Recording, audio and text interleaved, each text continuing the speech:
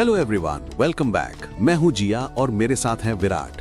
हम हैं आपके current affairs experts score clever से।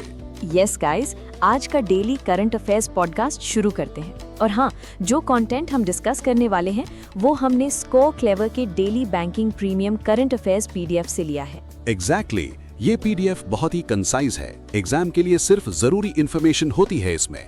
आपको पता है, रीसेंट बैंक एग्जाम्स में स्कोर क्लेवर ने टोटल क्वेश्चंस में से लगभग 80% क्वेश्चंस कवर किए हैं। सही कहा, हमारे full time experts daily newspapers analyse करके ये कंटेंट बनाते हैं जो दूसरे टॉप सोर्सेज से टिपिकली 5 टाइम्स लेस बल्की होता है। फिर भी इसका परफॉर्मेंस उनसे बेटर है।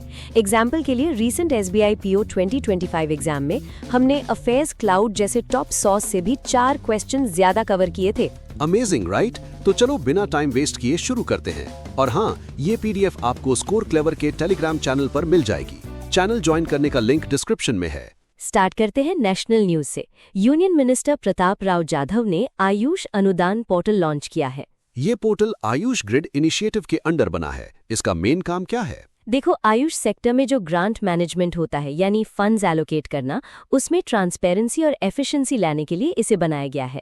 अब सेंट्रल सेक्टर स्कीम्स के funding proposals online submit, process और मॉनिटर हो सकेंगे। ओह, ये तो काफी इजी हो जाएगा। प्लस ये एनजीओ दर्पण पोर्टल के साथ भी इंटीग्रेटेड है ताकि वेरिफिकेशन जल्दी हो सके। बेसिकली मैनुअल काम खत्म और डिजिटल इंडिया और ईज ऑफ लिविंग इनिशिएटिव्स को सपोर्ट। नेक्स्ट न्यूज बहुत इंपॉर्टेंट है, ध्यान से सुनना सभी। यूनियन मिनिस्टर शिवराज सिंह चौहान ने पीएम ग्राम सड़क योजना का फेज 4 लॉन्च कर दिया है। इसे PMGSY 4 कहेंगे। ये लॉन्च उन्होंने मध्य प्रदेश के भैरुंडा में इस स्कीम के सिल्वर सेलिब्रेशंस पर किया। एमपी के लिए गवर्नमेंट ने करीब 1763 करोड़ रुपीस अप्रूव किए हैं। इससे 2117 किलोमीटर से ज्यादा की 973 रोड्स बनेंगी। और अलग से विदेशा पार्लियामेंट्री कंस्टिट्यूएंसी के लिए 259 रोड्स अप्रूव हुई हैं, जो करीब 600 किलोमीटर्स कवर करेंगी। एक और बात, शिवराज जी ने एमपी के chief minister doctor Mohan Yadav को पीएम आवास योजना ग्रामीण के अंडर 2055 करोड़ रुपीस का एक मदर सैंक्शन भी हैंडओवर किया है। सही कहा। इसके अलावा पीएम जनमन स्कीम जो स्पेसिफिकली ट्राइबल एरियाज के लिए है, उसमें भी 261 करोड़ रुपीस के रोड प्रोजेक्ट्स अप्रूव हुए हैं। एमपी में तो इंफ्रास्ट्रक्चर का बूम चल रहा है। अब आती है आज की सबसे बड़ी खबर, ध्यान से सुनना सभी। मिनिस्ट्री ऑफ रूरल डेवलपमेंट ने एक नया एक्ट नोटिफाई किया है जो MGNREGA को रिप्लेस करेगा। Wait, what? MGNREGA रिप्लेस हो रहा है? नया नाम क्या है? हाँ, नए एक्ट का नाम है विकसित भारत गारंटी फॉर रोजगार एंड आजीविका मिशन ग्रामीण एक्ट 2025। ये जुलाई 2026 से इफेक्ट में आएगा। बड़ी अपडेट है ये। इसमें नया क्या मिलेगा लोगों को? पहले MGNREGA में 100 डेज का अनस्किल्ड मैनुअल वर्क मिलता था। अब इस नए एक्ट में हर हाउस होल्ड को फाइनेंशियल ईयर में 125 डेज के वर्क की स्टैट्यूटोरी गारंटी मिलेगी। वाओ, 25 डेज का इंक्रीज। और इसमें 4 की एरियाज पर फोकस किया जाएगा: water security, rural infrastructure, livelihood infrastructure और क्लाइमेट रेजिलियंस। एग्जाम के लिए इन चारों एरियाज को याद रखना बहुत जरूरी है। एग्जैक्टली। चलो अब नॉर्थ ईस्ट चलते हैं। त्रिपुरा इंडिया का पहला स्टेट बन गया है जिसने national compliance reduction and D regulation initiative के डी रेगुलेशन फेज 2 के सभी प्रायोरिटी एरियाज को कंप्लीट कर लिया है। ये इनिशिएटिव कैबिनेट सेक्रेटेरिएट ने लीड किया था। त्रिपुरा ने फेज 1 और फेज 2 दोनों के मिलाकर total 51 priority areas successfully implement कर लिए हैं।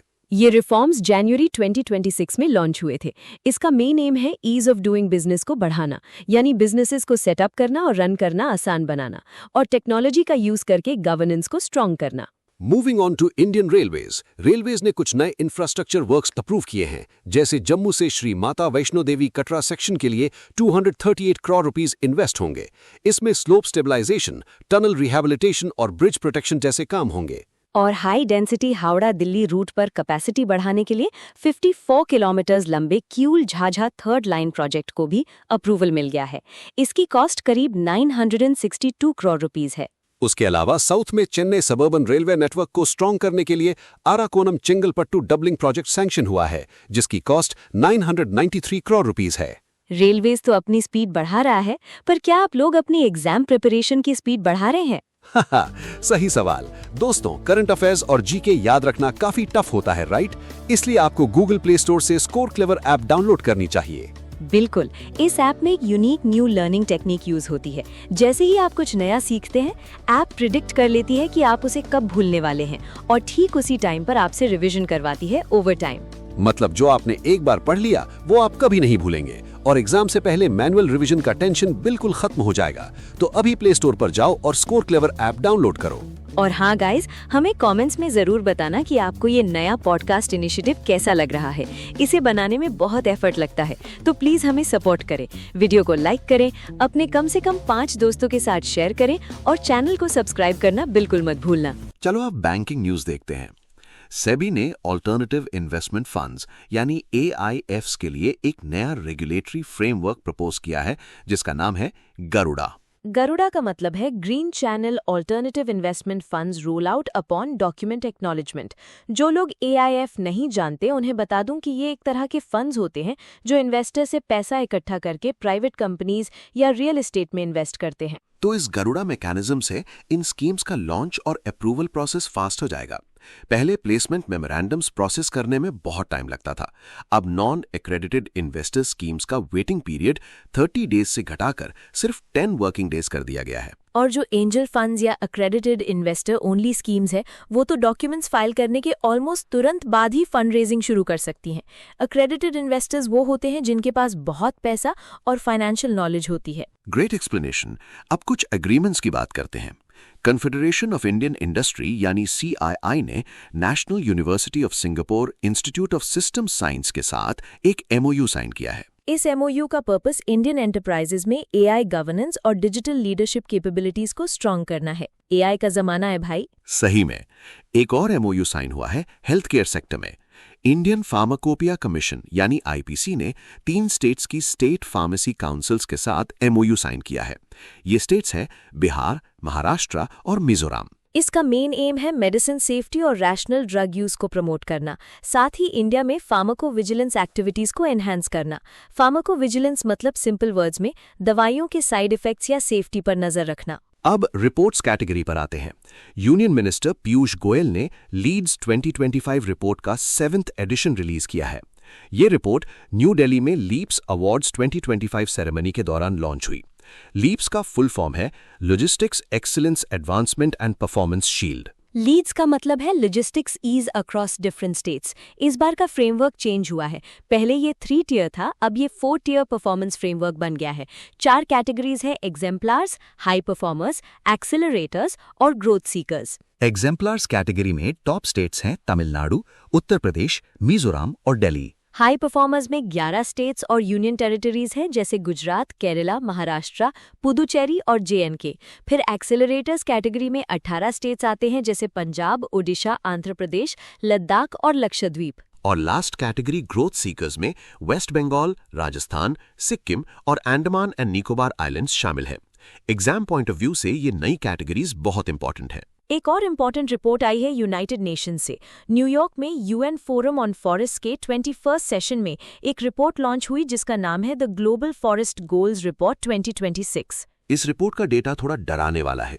ग्लोबल फॉरेस्ट कवर 2015 में 4.18 बिलियन हेक्टेयर्स था, जो 2025 में डिक्रीज होकर 4.14 बिलियन हेक्टेयर्स रह गया है। मतलब हर साल करीब 4.12 मिलियन हेक्टेयर्स का लॉस हो रहा है। और सबसे अलार्मिंग बात यह है कि 2015 से 2025 के बीच 16 मिलियन प्राइमरी फॉरेस्ट खत्म हो गए। सबसे ज्यादा primary forest loss south America में रिकॉर्ड किया गया है। नेचर को बचाना बहुत जरूरी है। चलो अब डिफेंस अपडेट्स पर चलते हैं। लार्सन एंड टूब्रो यानी LNT ने France based company Exail technologies के साथ पार्टनर किया है। ये पार्टनरशिप इंडियन नेवी को advanced unmanned mine counter measure system supply करने के लिए हुई है।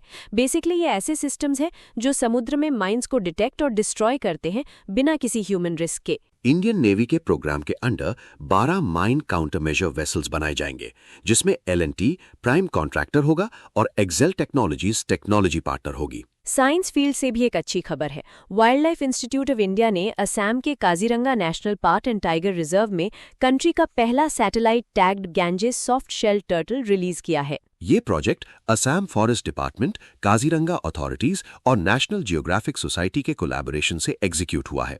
इस एडल्ट टर्टल पर एक ट्रांसमीटर लगाया गया है और उसे ब्रह्मपुत्रा रिवर के नॉर्दर्न बैंक पर रिलीज किया गया है।